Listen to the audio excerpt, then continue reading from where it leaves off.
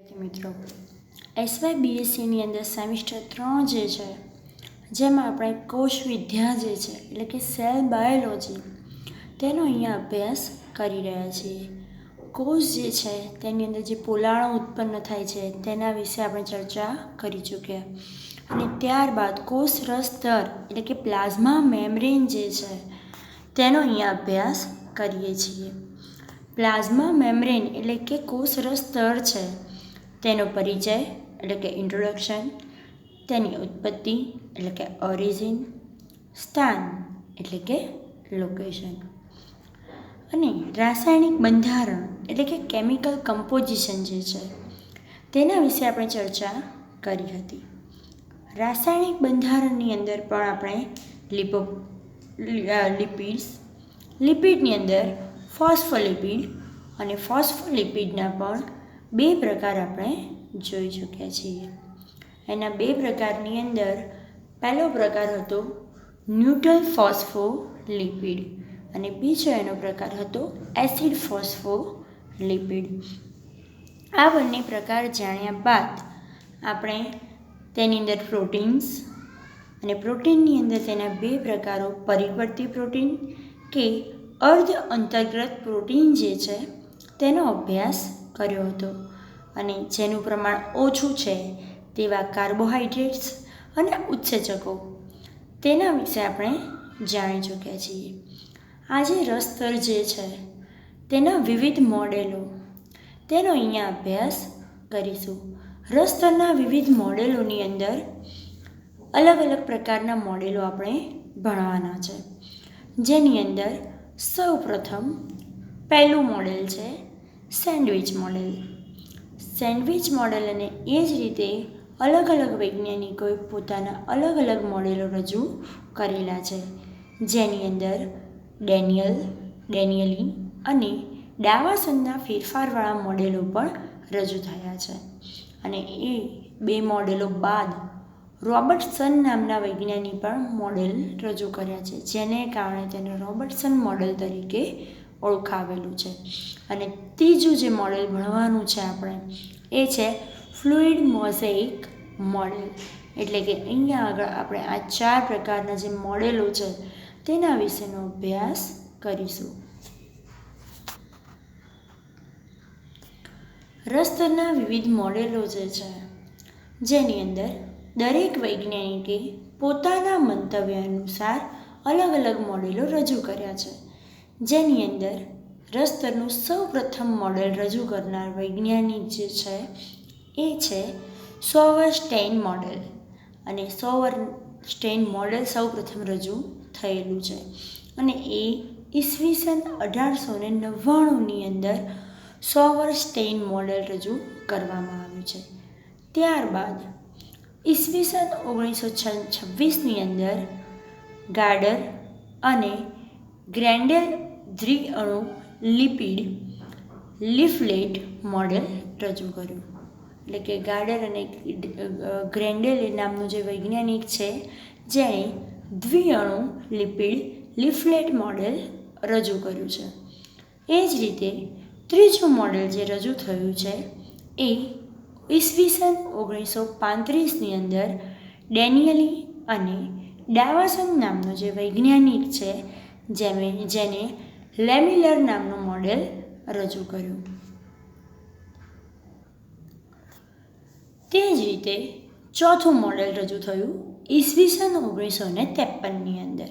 ઈસવીસન 1953ની અંદર હિલિયર અને હોફમેન નામના વૈજ્ઞાનિકે મિસેલર નામનો વાદ રજૂ કર્યો.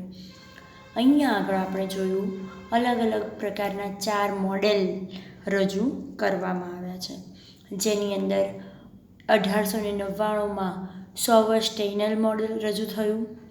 1926ની અંદર ગાર્ટર અને ગ્રેન્ડેલ દ્વિઅણુ લિપિડ લીફલેટ મોડેલ રજૂ થયું. 1935ની અંદર ડેનિયલી અને ડાવાસન લેમિલર મોડેલ રજૂ થયું. તે જ રીતે 1953ની અંદર હિલિયર અને હોફમેન મિસેલર વાદ રજૂ કરવામાં આવ્યો. આ 4 મોડેલ રજૂ થયા બાદ બીજા 2 મોડેલ પણ રજૂ થયા, જેની અંદર 5મા નંબરનું મોડેલ છે ઈસવીસન 1959ની અંદર રોબર્ટસને એકમ ઘટક સંરચનાનું મોડેલ રજૂ કર્યું અને સૌથી છેલ્લું મોડેલ રજૂ થયું 1972ની અંદર, જે સિંગર અને નિકોલસન નામનો જે વૈજ્ઞાનિક હતો, જેને ફ્લુઇડ મોઝેઇક મોડેલ રજૂ કરેલું છે. એટલે કે અહીંયા આગળ ટોટલ 6 પ્રકારના મોડેલોને રજૂ કરવામાં આવ્યા છે, જેમાં સેન્ડવિચ મોડેલ છે, પછી સેન્ડવિચ મોડેલ બાદ ફ્લુઇડ મોઝેઇક મોડેલ જે છે તે અભ્યાસક્રમમાં મુખ્ય છે. હવે વિદ્યાર્થી મિત્રો આપણે વાત કરીએ સેન્ડવિચ મોડેલ વિશે. સેન્ડવિચ મોડેલ આવે એની અંદર તમે જોઈ શકો છો કે એક લિપિડનું સ્તર છે, જેમાં લિપિડના અણુઓ કેવા છે, એકબીજાની સામસામે ગોઠવાયેલા છે. એની આજુબાજુ પ્રોટીનના જે અણુઓ છે તે આખા સ્તરની અંદર ગોઠવાયેલા છે. એટલે કે વચ્ચે સ્પેસ છે, આજુબાજુ લિપિડનું મોડેલ છે અને ફરીથી તેની લિપિડની ઉપરની તરફ અને આ બાજુ નીચેની તરફ એટલે લિપિડની પરિઘ તરફ પ્રોટીન ગોઠવાયેલું જોવા મળે છે. સેન્ડવિચ મોડેલ ઈસવીસન 1935માં જેમ્સ ડેનિયલી અને હુજ ડાઉસનને ઓછા પૃષ્ઠતાણ અને ઊંચા ઇલેક્ટ્રિક ચાર્જથી રસતરનું આ લિપોપ્રોટીન મોડેલ સૂચવ્યું છે. આ મોડેલની અંદર એક તો કેવું છે, ઓછું પૃષ્ઠતાણ છે, એનો ઇલેક્ટ્રિક ચાર્જ જે છે જે બહુ ઊંચો જોવા મળે છે અને આની અંદર લિપોપ્રોટીન જોવા મળે છે. એટલે એ જે પ્રોટીન છે એ આજુબાજુ ગોઠવાયેલા છે, તેને કારણે તેને લિપોપ્રોટીન તરીકે ઓળખાવેલું છે. અને આ મોડેલ 1935ની અંદર જેમ્સ ડેનિયલ અને હુજ ડાઉસન નામના વૈજ્ઞાનિકે રજૂ કરેલું છે. રસતરના 2 લિપિડ સ્તર વચ્ચે અને બીજી બાજુએ પ્રોટીન સ્તર આવેલો છે. અહીંયા આગળ હમણાં જ આપણે વાત કરી કે લિપિડના 2 સ્તર છે, કેવા છે, સામસામે ગોઠવાયેલા છે. તેની આજુબાજુ એટલે કે લિપિડની બંને બાજુએ શું ગોઠવાયેલું છે, પ્રોટીન ગોઠવાયેલું છે. અને એ પ્રોટીન કઈ રીતે ગોઠવાયેલું છે તેના વિશે જાણીએ. લિપિડ સ્તર પ્રોટીન સ્તર વચ્ચે સેન્ડવિચ ભળેલા હોવાથી તેને સેન્ડવિચ મોડેલ કહે છે. અને સેન્ડવિચ મોડેલ નામ એ માટે આપ્યું છે કે લિપિડનું જે સ્તર છે જે પ્રોટીનના સ્તર વચ્ચે ઘેરાયેલું છે, અંદરની તરફ લિપિડ છે અને બહારની તરફ પ્રોટીન આવેલું છે અને પ્રોટીનના સ્તરની વચ્ચે આવેલું છે, જેને કારણે તેને સેન્ડવિચ મોડેલ તરીકે ઓળખાવેલું છે. પ્રોટીન ચેઇન જે છે જે ફોલ્ડયુક્ત અને કેવી છે, બીટા પ્રકારની ફોલ્ડ એટલે કે ગળીયુક્ત તેને જોવા મળે છે અને બીટા પ્રકારની ચેનનું અહીંયા નિર્માણ થયેલું છે. લિપિડની ગોઠવણીમાં દ્વિસ્તરમાં ગોઠવાયેલા લિપિડના જે અણુઓ છે જે કેવા છે, તો તે લિપિડના અણુઓ હાઇડ્રોફિલિક અને અધ્રુવીય છેડા જેવા જોવા મળે છે અને એકબીજાની કેવી રીતે ગોઠવાયેલા છે, સામસામે ગોઠવાયેલા જોવા મળે છે. તેની અંદર સેન્ડવિચ મોડેલમાં જલ અનુરાગી છેડો જે છે જે પ્રોટીન સામે ગોઠવાયેલો હોય છે. જલ અનુરાગી છેડો જે છે જે પ્રોટીન બાજુ ગોઠવાયેલો છે. એટલે પ્રોટીન લિપિડના 2 મોડેલ્સ, 2 ધાર છે, અંદરની ધાર અને બહારની ધાર. જેમાં બહારની ધાર ઉપર શું આવેલું છે, લિપિડ ગોઠવાયેલું છે અને એ લિપિડ જે છે જે પ્રોટીન સાથે ગોઠવાયેલું છે નજીકની તરફ અને જે બાજુ પ્રોટીન આવેલું છે તે છેડાને જલ અનુરાગી છેડા તરીકે ઓળખવામાં આવે છે. જલ અનુરાગી જે છેડો છે તે શું કરે છે, પાણીના અણુઓને શું કરે છે, આકર્ષે છે. એટલે પાણીના અણુઓને પ્રવેશવા દે છે, જેને કારણે તેને જલ અનુરાગી છેડા તરીકે ઓળખવામાં આવે છે. લિપિડ અને પ્રોટીનના અણુઓ વચ્ચે યાંત્રિક ફેરફાર થાય છે. લિપિડ જે રીતે ગોઠવાયેલું છે સેન્ડવિચ મોડેલમાં અને પ્રોટીનના અણુઓ તેની આજુબાજુ ગોઠવાયેલા છે. આ જે ફેરફાર છે એટલે કે જે એમની ગોઠવણી છે તેની અંદર થોડા ઘણા અંશે ફેરફાર થતો જોવા મળે છે. રસસ્તરમાં પ્રોટીન સાથે ધ્રુવીય છેડો સમય અનુસાર સર્જાય છે. એટલે કે પ્રોટીન સાથે જે ધ્રુવીય છેડાઓ જે છે રસસ્તરના એ શું થાય છે, સમયની અનુકૂળતાને આધારે તેની સાથે જોડાતા જોવા મળે છે. એટલે પ્રોટીનના અણુઓ સાથે ધ્રુવીય છેડાઓ ધન અને ઋણ જે છેડાઓ છે, છિદ્રો જે છે, જે સમય અનુસાર જ એની અંદર જોવા મળે છે. સમય જતાં તેની સાથે જોવા મળતા હોય છે. જે અંદર અને બહારના સ્તરમાં કેવા હોય છે, સળંગ જોવા મળે છે. એના છિદ્રો જે છે જે કેવા હશે, સળંગ હશે. લિપિડના અણુઓની વચ્ચે પણ તેના છિદ્રો જોવા મળે છે. એટલે અંદર અને બહારની બાજુના સ્તરમાં તે કેવા હોય છે, સળંગ જોવા મળે છે. આ છિદ્રો જે છે જે પાણીના અણુઓ અને આયન જે છે તેમને શું કરે છે, પસાર થવા દે છે. એટલે કે પ્રોટીનના અણુઓની વચ્ચે ધ્રુવીય છિદ્રો જે આવેલા છે જે પાણી અને આયનને પસાર થવા દેતા હોય છે.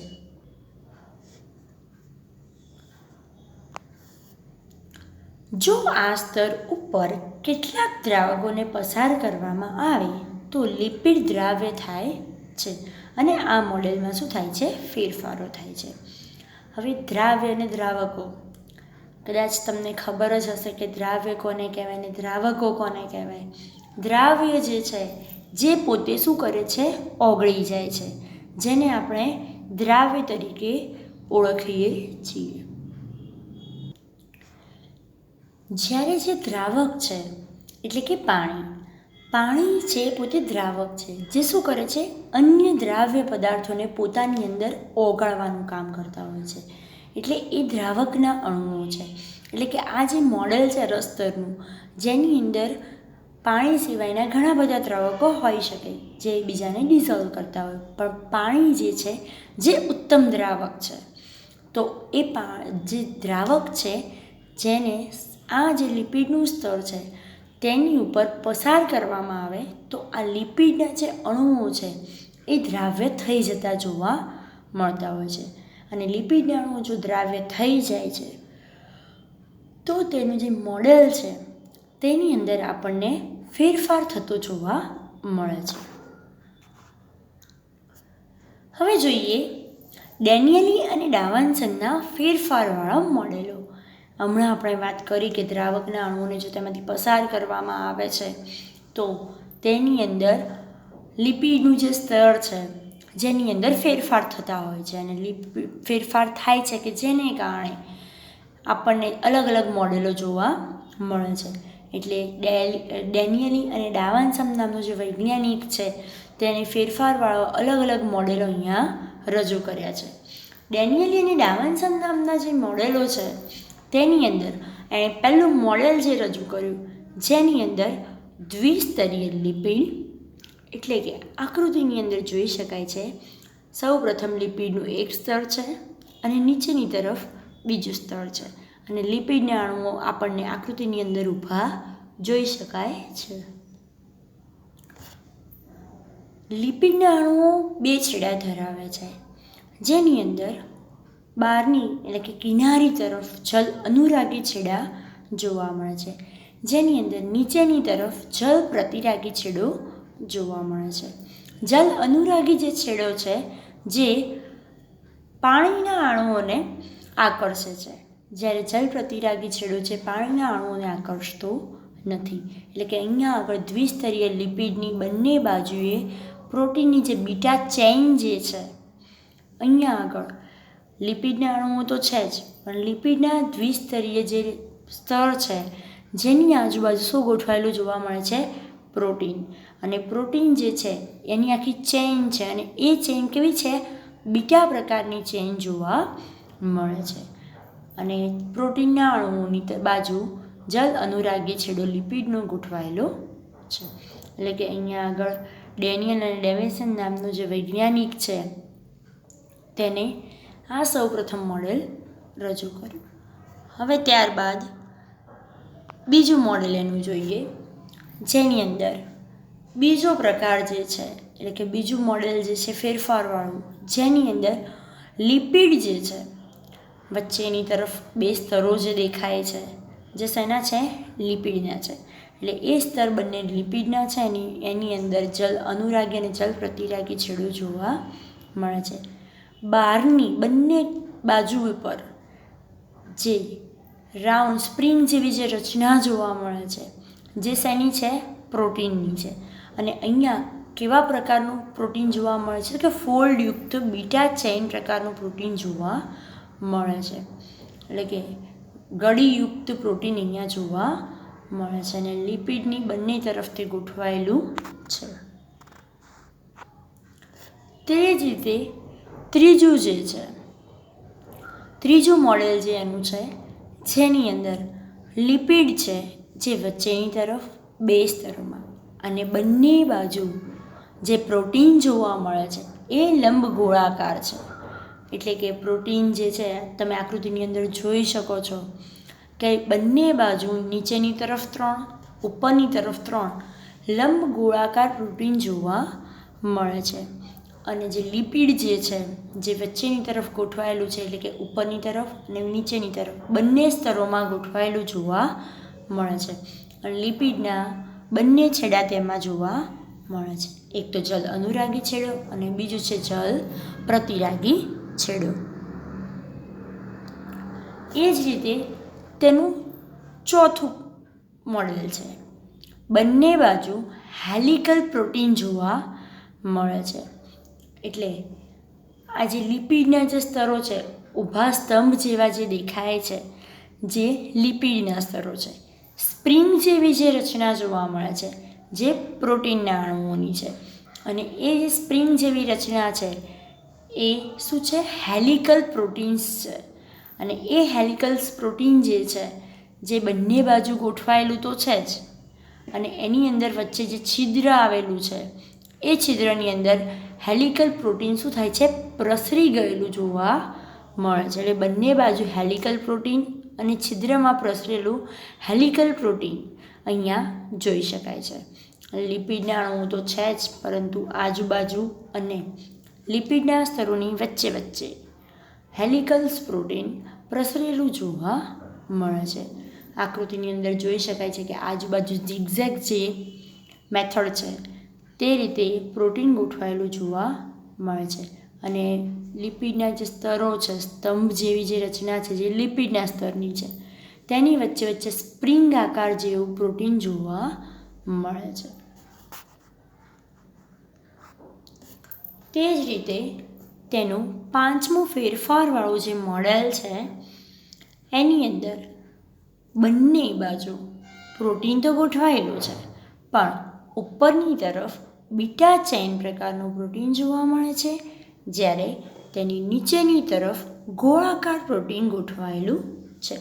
એટલે અહીંયા આગળ લિપિડના બંને સ્તરમાં જલ અનુરાગી છેડો બંને બાજુ પર અને વચ્ચેની તરફ જલ પ્રતિરાગી છેડો જોવા મળે છે, જેમાં ઉપરની તરફ રહેલા જલ અનુરાગી છેડા બાજુ બીટા ચેઇન ગોઠવાયેલી છે અને નીચેની તરફ રહેલા જલ અનુરાગી છેડા જોડે ગોળાકાર પ્રોટીન ગોઠવાયેલું જોવા મળે છે. વિદ્યાર્થી મિત્રો, અહીંયા આગળ ડેનિયલી અને ડાવાન્સનના જે ફેરફારો છે તેને આધારે તેમના અલગ અલગ પ્રકારના 5 મોડેલો જોયા, જેની અંદર લિપિડ જે છે જે 2 સ્તરમાં જ જોવા મળે છે.